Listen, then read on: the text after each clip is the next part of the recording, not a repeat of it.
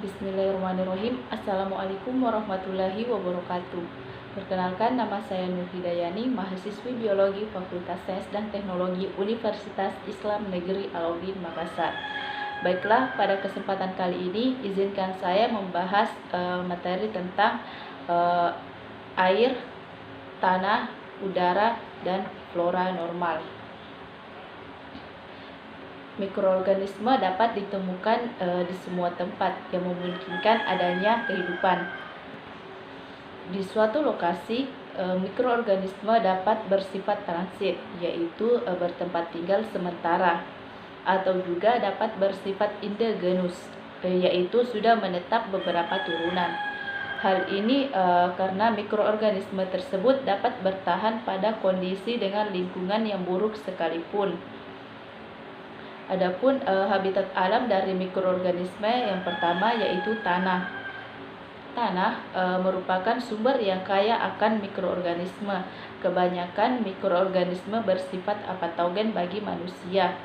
Namun beberapa mikroorganisme dapat bertahan melalui adanya kadaver. Adapun bakteri patogen yang berada pada tanah seperti Clostridium tetani, Clostridium perfringens, Clostridium botulinum, Bacillus anthracis. Habitat yang kedua yaitu air. Kebanyakan air tawar dan air laut yang mengandung mikroorganisme. Namun bakteri patogen umumnya tidak terdapat kecuali di air yang secara langsung tercemar oleh urin dan feses manusia dan juga binatang. Mikroorganisme patogen yang berada pada air seperti Salmonella dan Shigella spesies, Vibrio chloride, Legionella, virus hepatitis, virus polio, virus enterik, Entomoeba histolytica, Escherichia coli yang bersifat apatogen yang ditemukan di air digunakan sebagai indeks pencemaran oleh feses. Karena sifatnya yang bisa bertahan hidup di air relatif lama. Habitat yang ketiga yaitu udara. Walaupun mikroorganisme sering ditemukan di udara, namun mikroorganisme tersebut sebenarnya tidak berkembang biak di udara.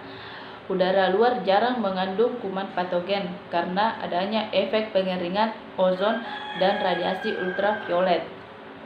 Namun udara dalam ruangan mengandung bakteri dan virus patogen yang berasal dari kulit, tangan, pakaian, dan terutama dari saluran nafas manusia itu sendiri.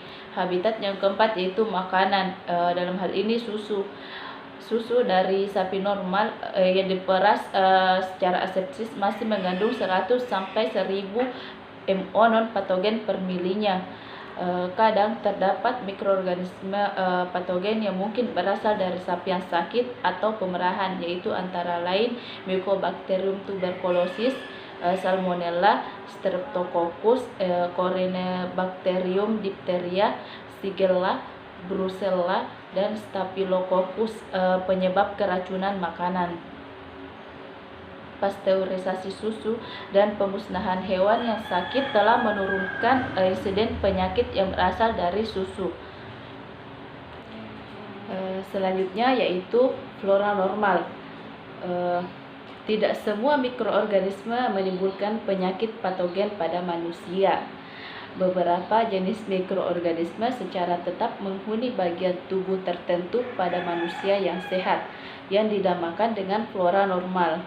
Flora normal melindungi host karena dapat mencegah invasi mikroba patogen. Contohnya Escherichia coli, Fusobacterium, dan Bacteroides yang secara tetap menghuni intestinum yang akan menghambat pertumbuhan Salmonella dan Shigella di dalam intestinum, seperti Salmonella typhi penyebab penyakit tipus dan Shigella dysenteria penyebab penyakit disentra.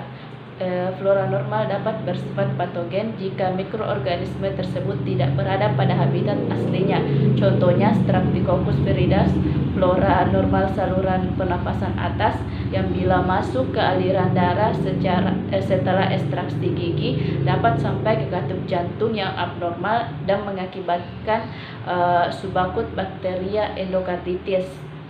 Subakut bakteri endokarditis atau peradangan di bagian endokardium yang ditandai dengan adanya vegetasi di permukaan endokardium. Adapun habitat flora normal yang pertama yaitu di kulit. Mikroorganisme yang banyak ditemukan di kulit antara lain Staphylococcus aureus, Streptococcus faecalis, Streptococcus viridans, Malassezia oval atau jamur.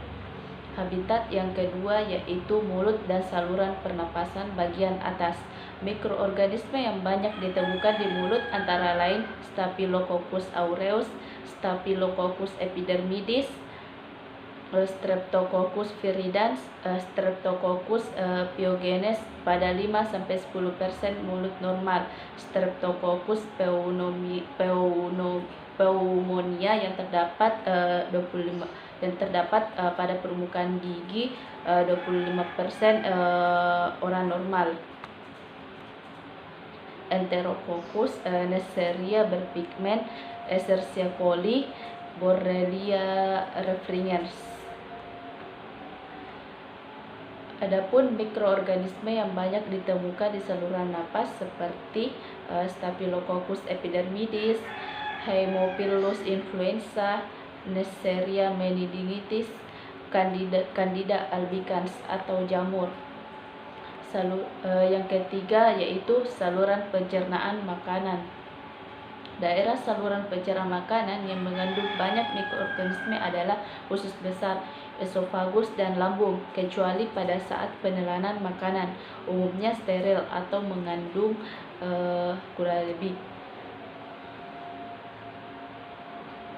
Mikroorganisme yang banyak ditemukan pada saluran pencernaan makanan antara lain Escherichia coli, Clostridium perfringens, Bacteroides fragilis, Pseudomonas aeruginosa, Proteus vulgaris, Candida albicans atau jamur.